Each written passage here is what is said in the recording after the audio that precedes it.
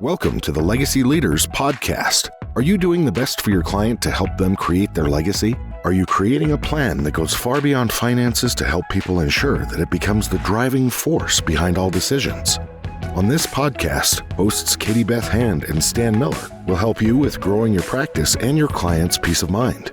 Together, they bring the best and brightest minds to share with you how to help your clients develop their best legacy. And now, here are your hosts, Katie Beth and Stan. Welcome back to the Legacy Leaders Podcast with your hosts, Stan Miller and Katie Beth Hand. Our guest today is the President, CEO, and founder of Strategic Business Advisors, Cary Prejean. And Cary, welcome. We are so excited to have you with us on the show. Glad to be here, Katie Beth. Thanks so much for having me. Absolutely. So for our listeners who may not know much about your company or what you do, why don't you give us just a quick background on kind of what got you into this industry and inspired you to want to start this business? Tell us a little bit about what you do. Well, trying to make a short story out of a long one. I basically got into this business, started it because I found that small business owners didn't know how to read the financial statements. And they didn't have a lot of distinctions to navigate their business through tough times, through banking, through things. They knew one thing really well. They saw some possibilities and knew how to turn it into revenue. That's what got them into the business, right? Everything else that has to do with the business, accounting, logistics, inventory management, human resources, et cetera, they have no training, no experience, then they had to kind of, baptism by fire, get thrown into it. And they can put together an organization up to a point, but it's probably not the most effective or efficient. They're not really good at processes because the makeup of most entrepreneurs, they're very dominating, they're very independent, they're very gregarious, they're very extroverted with people. They want a real fast pace. They like changing gears a lot. And in fact, they like to deal with some chaos every now and then. And they really don't like rules. Like, don't give me a bunch of rules. I'll make it up when I get there. So because of that, the whole thing of processes and rules is kind of like, just do it right. Okay, just do a good job. But that's not going to, that's not going to cut it for most people. They really want to know what they're supposed to do. So I got into the business first, it was all about financial education, being able to show them some moves. And over the time, I got to see they really weren't good managers because the skills that it takes to make a great entrepreneur are pretty much the opposite of what it takes to be a good manager, right? Good managers want consistent results over and over again. It drives most entrepreneurs crazy. They always look for the next best thing. So in terms of building an organization, having the organization run by processes rather than the owner having to micromanage everything became important to me. That it also freed up the owner to go do what they do best. What's the most valuable contribution to the business? Finding possibilities, turn them into revenue, not running around worrying about accounts payable or your shipping schedule or whatever it is. And that's, I guess, that I'll leave it at that. So that's what I help business owners do, is to become the leader that's going to take their business to the next level. That's awesome. And I know that's something that a lot of our listeners can really relate to. They are business owners. And I know on your website, you listed out things that I feel like speak to a lot of the listeners that we have, talking about, if you're working long hours and you never seem to be able to catch up, if you feel like you're constantly having to put out fires, if you wonder why your employees just don't get it. So that's something that I feel like a ton of our listeners can really connect with and relate to. So talk to us a little bit about the process that we go through if we get ready to work with you. What does that look like? Well, what I generally talk to business owners about at first, because you're talking about creating processes, getting them financial dashboards, strategic planning, like that all sounds good, but I got other stuff I'm dealing with right here, right? So one of the first things I've done more recently is I've got 12 different strategies that help them double their net profit in a year. And they start seeing results in the first month. Now that gets their attention. Okay, I like this. What else you got? Okay, so let's drag you out of the day-to-day of the business by creating processes. So what's the number one pain point in your business? What's the number one chronic problem that you wish would go away? You tell us what results you want to see, what results you want to see consistently with that. And we're going to get you employees to put together the process that's going to produce those results, and we're going to test it to make sure they do. That way you can step away from that process. It's not your headache anymore. And go through from the most critical to the, You don't fix what ain't broken, but wherever there's a problem, whatever the chronic problems are, those are things you need to invent processes for. And that produce consistent results. That's what gives the owner the peace of mind to be like, okay, they got this, right?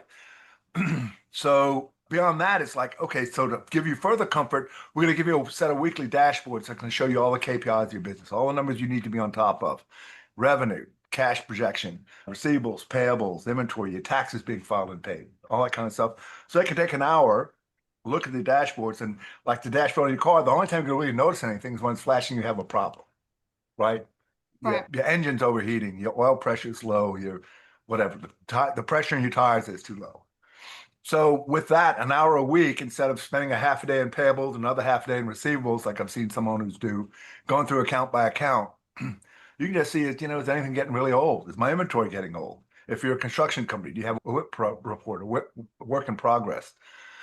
If you're a manufacturer, what's your cost of manufacturing? Is, the different pieces of your manufactured good, are you maintaining costs there?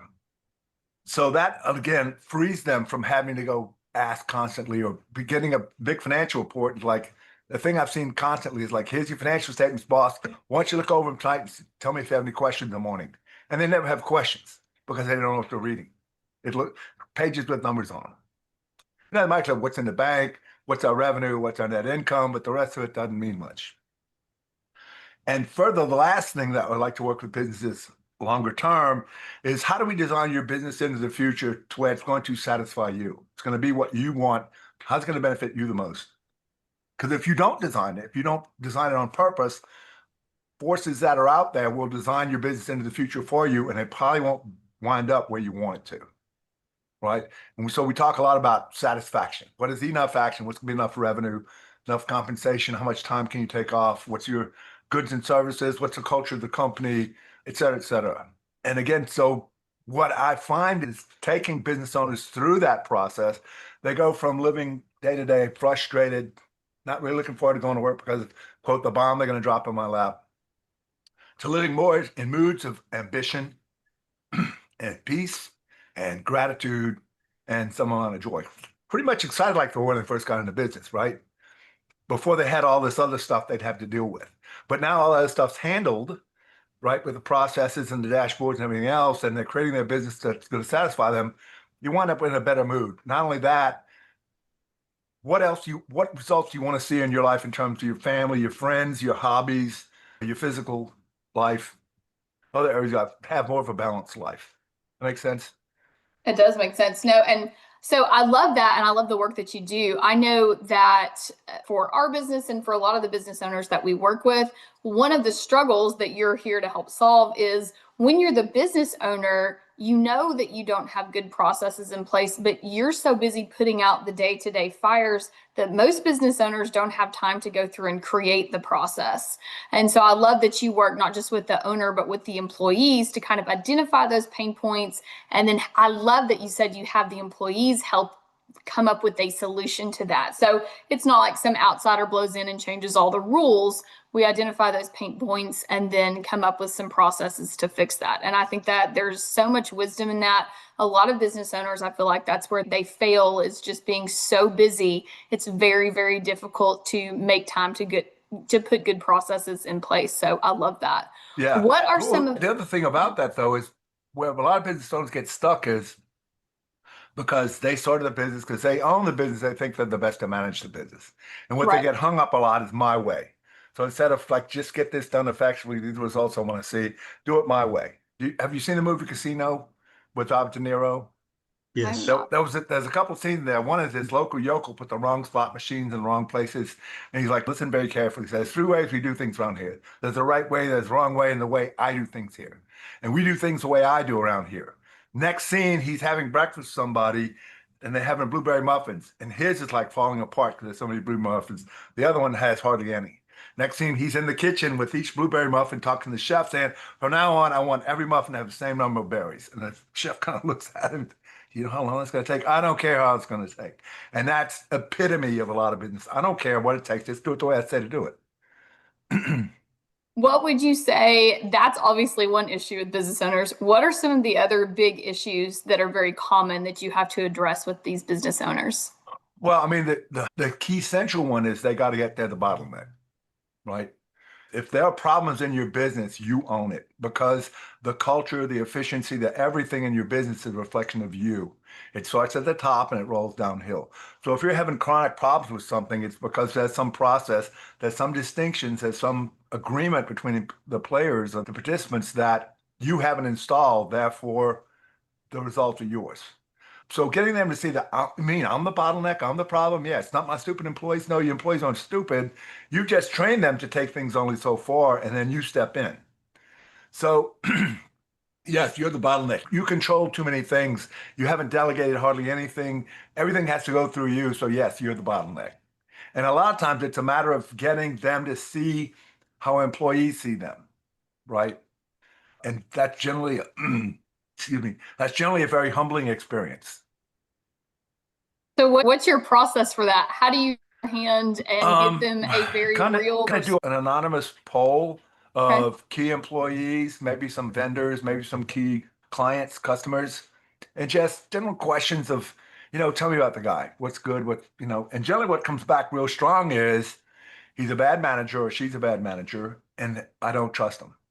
And I don't trust him comes out in the form of he doesn't care about me, right?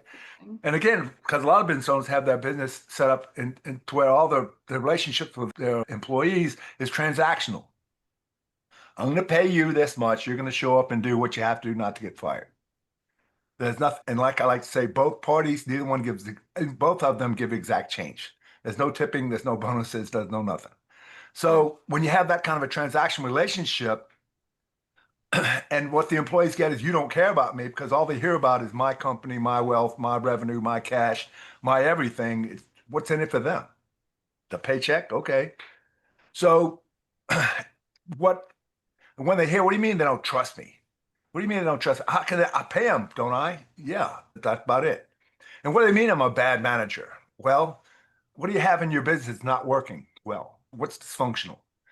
That's a good manager would have that stuff fixed, right? And then all of a sudden they get, oh, this is how my employees see me. I'm kind of a jerk at times, aren't I? Yeah. I imagine that can be pretty startling. So where do you go from there? Once you've kind of identified where they are as a leader, what the struggle is, then where do you take them from there? Well, it's a matter of, okay, so now you get it. You're the bottleneck. So how do we get you out of the way? We're going to start with some processes. So what's the number one chronic thing that's going on that you want to see gone? All right, let's get them to write the process, because if they write it, they own it. If you tell them what to do, you own it, and they don't care if it fails or not. Right. So you have to kind of hold their hand and help them write themselves out of the process. Let their employees take some it's not an overnight responsibility. fix. And again, Right. what I'm headed towards with business owners, you need to become a leader. Right now, you're an autocratic, authoritarian tyrant, whatever you want to call it. You rule with an iron hand. And what they're looking for is somebody that's going to have a vision that's bigger than you, that they can be a part of. Right? That's what people are looking for. Well, that's what the best employees are looking for. Right. Right. Now, again, you're going to have your run of mercenaries that they're just there for the paycheck. But the really good employees that you want to attract to your business are the ones that are looking for something that they want to be a part of. No, that makes sense. Okay, I've stolen all the questions so far. Sorry, Stan. Go ahead. I know you have. I can see the wheels turning for questions for Cary. Yeah, for sure. So, Cary, everything you're saying just resonates in a way that's, I would say, uncomfortably close to home for me. I can say that. So, several questions. One is, I'm curious, is the way you approach this based on some strategy that's out there? I've the traction book on my shelf. I've read E-Myth 3 or 4 times. Is there a is there somebody, some way of approaching this that you've adopted, or do you have your own version of this? Well, a lot of it comes from some training that I've done over the years called the ontology of language, or ontological design, which, the ontological, what is that? It comes from the Greek word ontos, which is to be, and ology, which is a study. So it's a study of being in language. And the discipline has some claims, basically, that language is generative. In other words, your reality, your experience of things is generated by your narrative, We don't see necessarily with our eyes. We see with our narrative. We see with a story is telling us like it, don't like it, react, don't react, whatever. Same thing. All our senses, we have all these perturbations, all these sensory things coming in, and our narrative tells us what to think about it, how to feel, how to react, what have you. We don't have an objective reality. And that's a fallacy. A lot of people look out and say, well, yeah, everybody can see that. Well, somebody with different narratives can see something different. They see some things you don't see, and they're not going to see some of the things you do see. So whatever narrative you have, you're going to be blind to some things. And especially if you're lacking distinctions. You start talking, I'll give you an example. My wife and my daughter, both nurses. My daughter come out to visit, they start talking nursing, and I go away because I know they're speaking English, but I can't join the conversation. So this whole thing about narrative, you can get this business owners to see your employees live out of they see they see the world differently, right? They're the 80% of the population that want a job. If they were in that 20% with you, they'd have their own business. So you need to be able to listen to what they're listening to. What is their narrative? What are they listening to? And speak into that rather than my way, right? So that education taught me a lot about leadership. What is true leadership? What is it to be an adult? Because if you look at business owners or people who left the top organizations, their main job is to have adult conversations that produce effective results, right? If you're on the factory floor, you're mainly concerned with completing promises, production. If you're in management, you're dealing with a lot of requests, offers, promises, different conversations at different levels of the business. So what I try to do is get them to get to the point where they're just having adult conversations, producing effective results. If that makes sense. So it does make sense. And everything you're describing, I would say, is really compelling, attractive. I'm wondering, is there a particular size of business you work with? Is there a particular kind of business and industry that you focused on? Or does your approach work, and do you work in whole varieties of different industries and different audiences? Yeah, generally I work with small to medium-sized business owners. Owners that get to a certain size, they're gonna, generally they've gotten beyond what I can help them with. Like they've got processes, they've got structure, they have a good leader to take them, where they need to go. So when you say small Well, to medium? my sweet spot is somewhere between Yeah, 5 and 30 million in revenue. in revenue. Okay, yeah. Yeah. Okay. In terms of industry, I'm somewhat agnostic. I mean, I work with an e-commerce company, I work with a law firm, I work with a physical therapy clinic, I work with construction firms, manufacturing. I have a guy who has a three-masted sailboat that gives tours of Seattle Harbor. Well, Business is that's a pretty good business. It's range. get the business, do the business, get paid for the business. So what does an engagement look like with you? Is it one meeting or every month, or is it an Well, ongoing? because all this takes time, it's generally going to be at least a minimum of a year engagement, right? And again, depending on the results they see and what they're willing to grow to. Sometimes, I mean, I had one client that I started with in 1990 and worked with him until 2015. Yeah. Right. And when I first started working with him, he was doing like $1.8 million. By the time I left, he was doing 75 million. Well, that's a nice growth number. Yeah. Very cool. Interesting. Go ahead, Stan. No, go ahead. Well, I was going to say, I'm not going to ask you to spill all the secret sauce, Cary, but you did mention you've got 12 strategies to double their profit in the first year. Would you be willing to share a couple of those with our listeners? Sure. A couple of easy ones, a couple of what they call the low-hanging fruit. Mm-hmm. Cut costs. Okay. Every penny of cost you cut goes straight to the bottom line and to your bank account.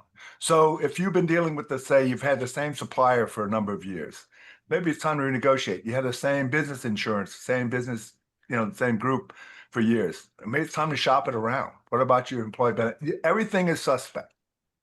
And I'm not talking about, I had one client got crazy with it. He didn't want to buy the little, I think it was $4 for 1,000 of the plastic sticks you start coffee with. We're not buying that anymore. Okay, I'll buy it. I'll buy the next 1,000. But, businesses, they leak profits all over the place and they just don't realize because they've been doing the same thing over and over again. They never stop and question, hey, are we getting our values worth here? Do we really need this? You'd be surprised how many businesses have subscriptions to services they haven't used in years. And when you add them all up, it means something. That's one. Number two is, when's the last time you've raised prices? Most small business owners are scared to raise prices. And I'm not talking about raising by 50%, anything crazy like that. But can you do small incremental price increases? Because listen, if you look at inflation over the last several years, everybody knows they're paying a lot more for groceries, a lot more for gas, a lot more for insurance, energy, et cetera, et cetera, et cetera. Price of things going way up. And a lot of businesses have been scared to raise their prices. People understand inflation. They felt it. They see it in their checkbook. So you need to be able to raise your prices. And again, you don't have to sell anymore, but let's say you've got a 5% increase, you've got a $10 million company, and you raise your prices by 5%. Well, that's an extra $500,000, right? You can start seeing that within a month. And again, you may lose some clients, but generally those are the pain in the ass clients you don't want to work with anyway. They complain the most, they whine the most, and if they're just price shoppers, you generally don't want them. So that's two. Yeah, no, that's good. That's both simple, like you said, just something I think a lot of people, again, as business leaders and managers, they're so busy they don't take time to do those things, even though, like you said, obviously that seems like it's the low-hanging fruit, the easiest way to get started. So I love that. I love that. Tell us a story or two, if you don't mind, about, and you don't have to give, a specific name or title, but about a company that you were able to work with that it really went well and what that looked like. I have an e-commerce client that I started working with it'll be 3 years this July. So I started with them in July of 22. And they were like 5.8 million revenue that year.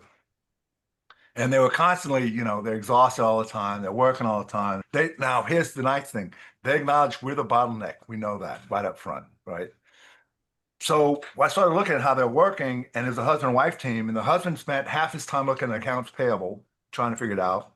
And the other half time he was in the warehouse screaming at people. The wife was lost in all kinds of weeds.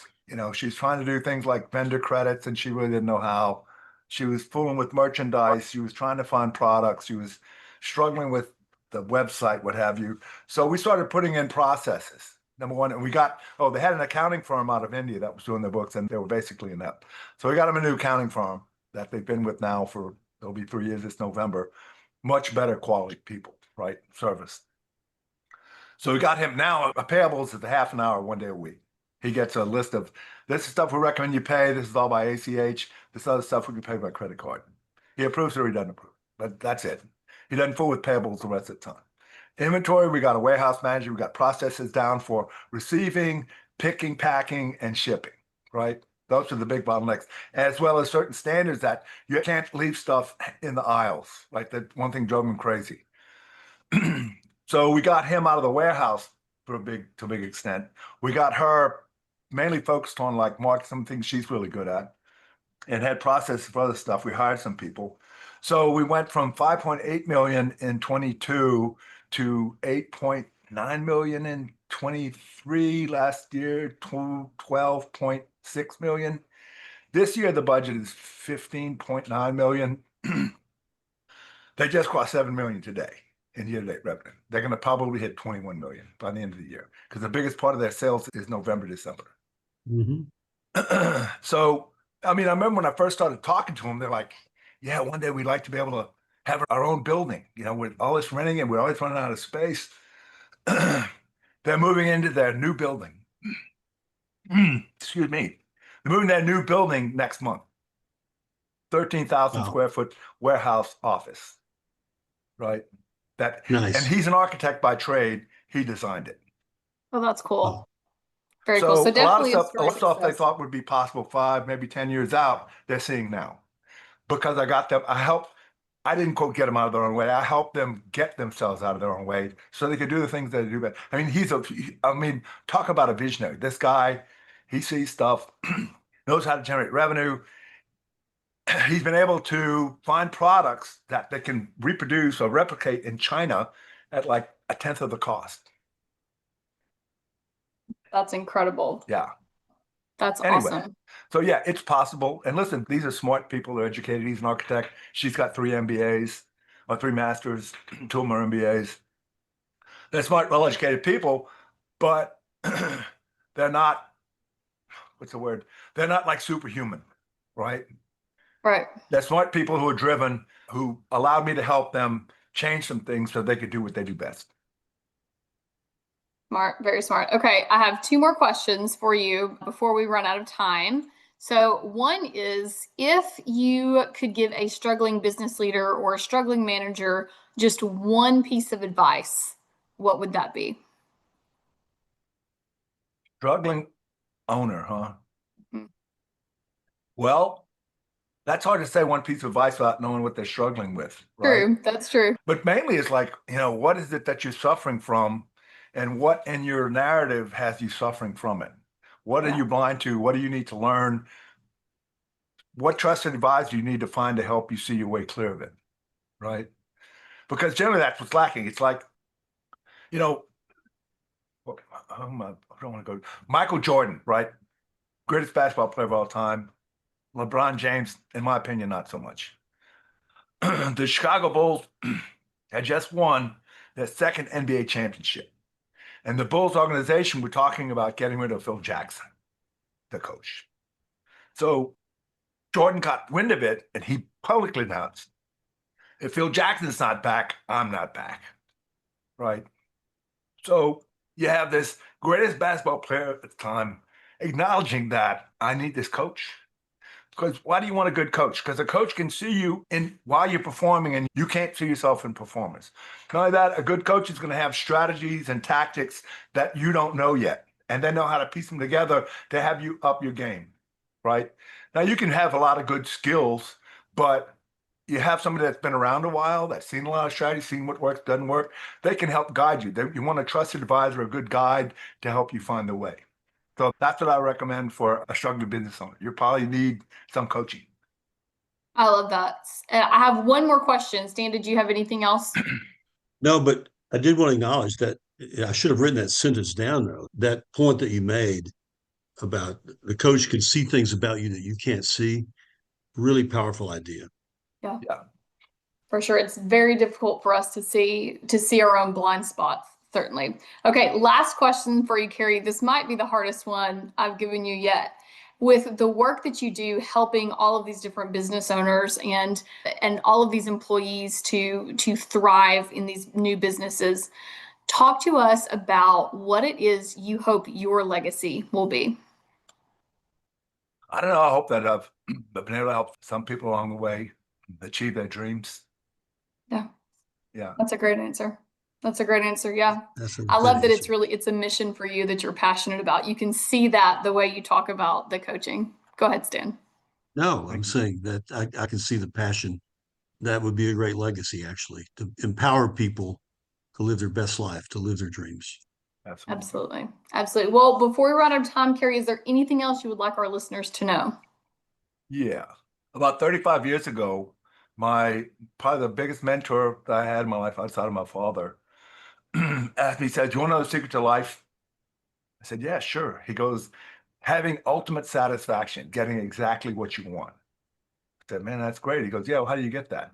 I don't know. Ask for what you want. I mean, I was, the answer. He goes, yeah, true. He says, but how do you know what you asked for?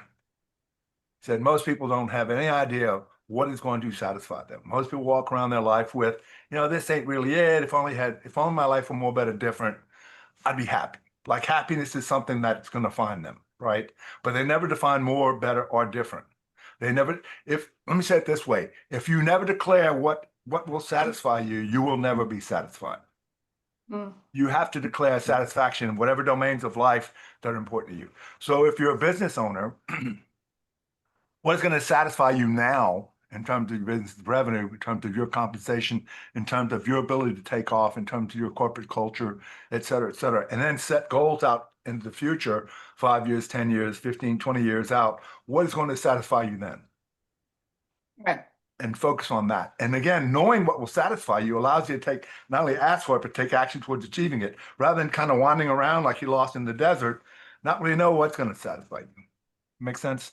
Yes, it does make sense. And that is very wise advice that I and our listeners, I believe, will take to heart. So thank you for sharing that with us. And for our listeners, we want to thank you for listening to the Legacy Leaders podcast with your hosts, Stan Miller and Katie Beth Hand.